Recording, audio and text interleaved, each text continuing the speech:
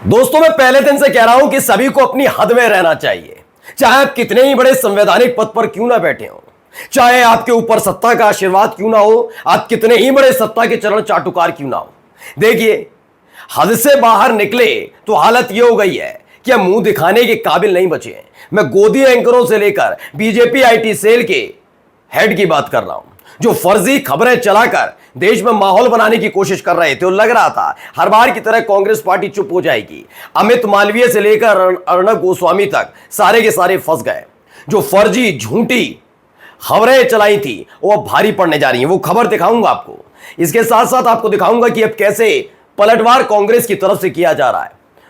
सवाल तो ये उठता है कि आप सोचिए कि भारतीय जनता पार्टी के इतने दिग्गज सांसद हैं जो बड़ी बड़ी बातें हिंदू मुसलमान के नाम पर करते हैं, लेकिन इन्हें सांसद नहीं मिलता कि उस पूरे डेलीगेशन का नेतृत्व कर सके जहां विदेश में जाकर ऑपरेशन सिंदूर की जानकारी अलग अलग देशों में देनी है। तब कांग्रेस का सांसद चाहिए। और कांग्रेस के बारे में गंदगी उगलने का काम डंके की चोट पर मुंह तोड़ जवाब दिया है कांग्रेस ने। खबर वक्फ बोर्ड संशोधन कानून से जुड़ी हुई भी है, वो भी आपको दिखाने जा रहा हूं। और अमेरिका ने क्या झटका दे दिया नया, वो भी देखिए। नमस्कार, मैं हूं प्रज्वल गौतम और आप देख रहे हैं the live TV. The live TV, सच सबसे आगे। देखिए, सबसे पहले अमोक की खबर है, ब्रेकिंग। क्या खबर है? Congress is loading up legal missile. कहा जा रहा है सिविल और क्रिमिनल केसेस दायर किए जाने वाले हैं। किसके खिलाफ?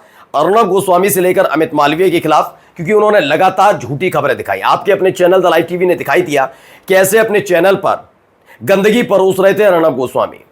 इस्तांबुल कांग्रेस सेंटर के नाम पर कांग्रेस का हिंदी में अर्थ लगाने की कोशिश ही नहीं की। उन्होंने कहा इस्तांबुल कांग्रेस, कांग्रेस मतलब कांग्रेस पंजाब वाली पार्टी अपने देश की थोप दिया कि एक वहां पर दफ्तर बना रखा है तुर्की के अंदर।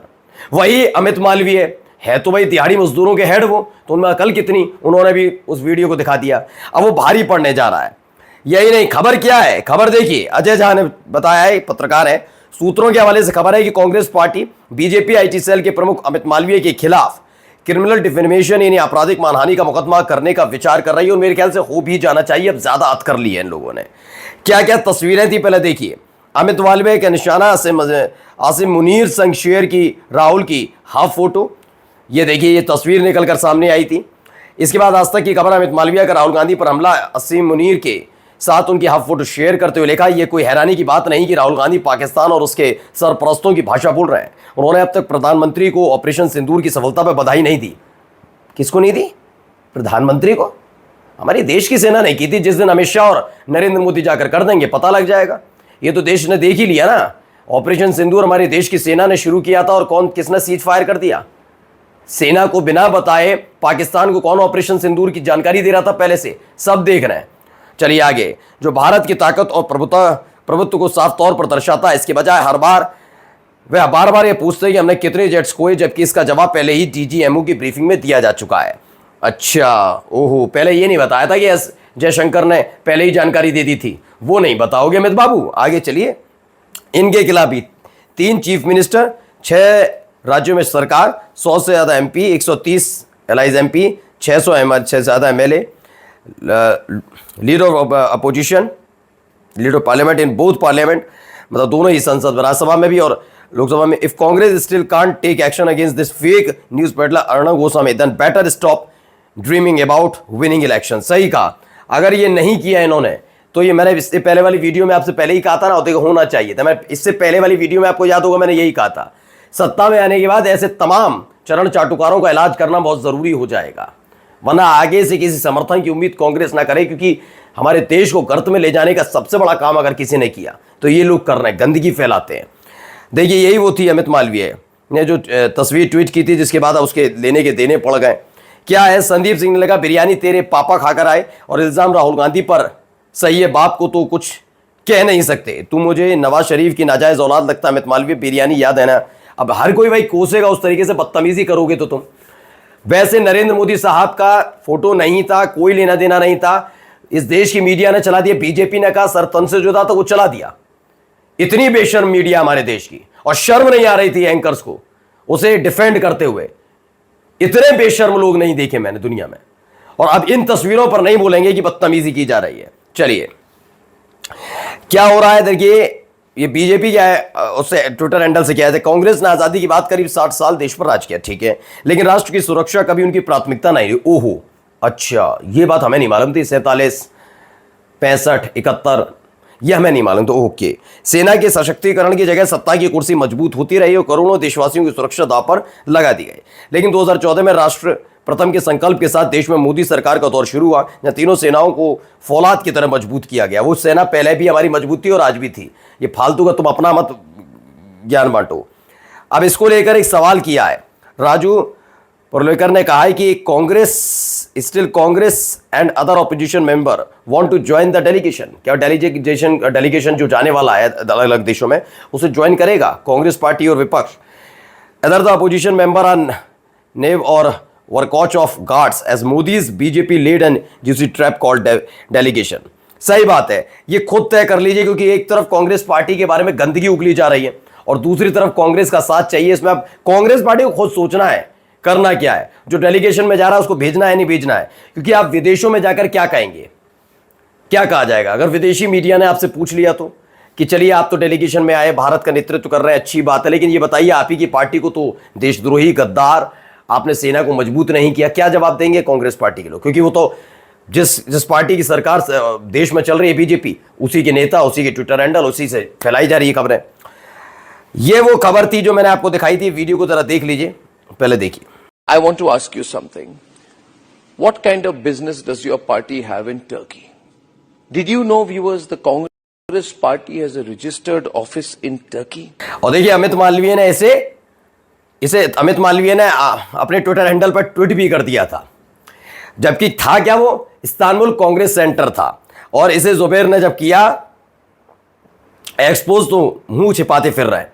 अब आते हैं, सुप्रिया श्रीनेत ने भी एक लिखा है, डॉक्टर एस जयशंकर हैं, ये 2024 का 16 अक्टूबर का इनका ट्वीट है। इसमें लिखते हैं, डिपार्टिंग फ्रॉम इस्लामाबाद, वहाँ के जो चीफ मिनिस्टर है शहबाज शरीफ, उनका, डीपीएम फाइनेंस मिनिस्टर का, इन सब का बहुत बहुत धन्यवाद। अब गवर्नमेंट, पाकिस्तान की गवर्नमेंट की बहुत बहुत इज्जत कर रहे थे, बहुत सारी चीज़। अब सुप्रिया श्रीनेत लिखती हैं, mister foreign minister, you may have got great hospitality but that doesn't give you the licence for forewarn Pakistan about the action of arm forces. सही बात है, ये जानकारी देने का अधिकार नहीं है आपको।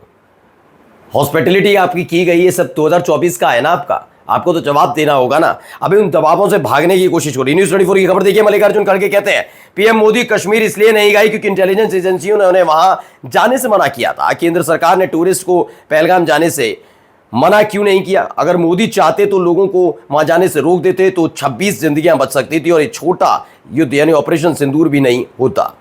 बिल्कुल बार बार यही बात दोहराई जा रही है। वो ये सारी चीजों को भुलाने की कोशिश क्यों की जा रही है? सरकार सवाल पूछने पर देश पर क्यों उंगली उठवाई जा रही है? क्यों कहा जा रहा है कि देश पर सवाल पूछ रहे हो, सेना सवाल पूछ रहे हो? बेशर्म हो क्या सारे के सारे? मतलब सवाल भी नहीं पूछेंगे। अब आइए, पहलगाम पीड़ितों को नहीं मिलेगा शहीद का दर्जा, याचिका खारिज कर दी गई है। ये चाहते तो जैसे अपनी अपनी सैलरी बढ़ानी है या अपने मनपसंद फैसले लेने हैं, तब तो संसद से होता ना, एक संसद का सत्र बुलाइए, कहिए कि शहीद का दर्जा मिलेगा। क्यों? इसमें दिक्कत किस बात की है?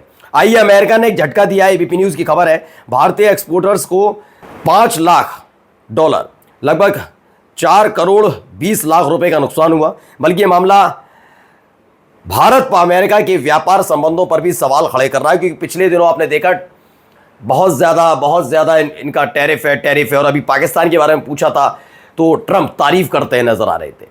और अब देखिए, अमेरिका की तरफ से खेप लौटा दी गई हमारे यहाँ के आमों की। लेकिन लोग समझ रहे हैं और यही वजह है। देखिए कैसे जवाब दिया जा रहा है। जब हमने मुसीबत आई, कितने लोग खड़े हुए, जबकि अब विश्व गुरु हैं। कि विश्व गुरु का मतलब है कि दुनिया हमारे सारे चरणों में है, लेकिन हमारे साथ एक भी आदमी नहीं है। उनके साथ फिर भी 2 लोग पेश के साथ खड़े हैं पिछली तरफ। सही बात है। अब लोग सवाल पूछेंगे। आपको लग रहा था ना ये तो कांग्रेस पूछ रही है, दबा लेंगे, कांग्रेस तो देशद्रोही है, राहुल गांधी तो ये है। जनता पूछ रही है, अब जवाब भी चाहिए और तुम्हें जवाब देंगे भी। अब यही जनता आके देगी नरेंद्र मोदी साहब तैयार रहिएगा। अब जाते जाते महत्वपूर्ण खबर, मैंने ये खबर पहले भी आपको बताई थी, जब पहले चैनल पर ये खबर आई थी वक्फ संशोधन कानून को लेकर कि जो उसका स्टेटस है उस पर रोक लगाने की बात है कि वैसे का वैसे ही रहेगा। मैंने तब भी कहा था जल्दबाजी में खुशियां मत मनाइएगा, और देखिए खबर आ गई। नदीम अहमद शेख ने कहा पहली सुनवाई के बाद तो लोग बहुत खुश हो रहे थे, मानो वक्फ बोर्ड का सारा मामला हल हो गया हो। सुप्रीम कोर्ट ने कानून रद्द कर दिया। अब जरा सीजीआई साहब की ये ठोस सबूत वाली बात सुन लें, नतीजों की झलक शायद इसमें मिल जाए। खैर फैसले का इंतजार करें, सुप्रीम कोर्ट पर भरोसा रखें, क्योंकि कहा गया है संविधान के उल्लंघन का ठोस सबूत लाएं तभी होगा हस्तक्षेप। वक्फ मामले की सुनवाई के दौरान सीजीआई ने ये कहा है। मैंने तब भी कहा था ज्यादा खुश होने की जरूरत नहीं, वक्त मिलेगा इन्हें ना तो उस हिसाब से सब कुछ बदल सकते हैं, ये इनका काम है। अब देखिए ये भी हैं डॉक्टर मेराज हुसैन, वो लिखते हैं आज की सुनवाई पूरी हुई, अभी तक याचिकाकर्ताओं का पक्ष सुप्रीम कोर्ट ने सुना। आज बहस 3 घंटा 45 मिनट चली, जिसमें सिब्बल साहब, अभिषेक मनु सिंघवी, धवन साहब आदि ने बहस की। कल भी सुनवाई जारी रही। उम्मीद है संविधान बचाने की दिशा में सुप्रीम कोर्ट फैसला सुनाएगी। उम्मीद तो करनी ही चाहिए, उम्मीद तो छोड़नी नहीं चाहिए, लेकिन ये भी देख लेना चाहिए दूसरी पारी पर जो लोग बैठे हैं वो क्या क्या कर सकते हो, क्या क्या कर चुके हैं। नमस्कार।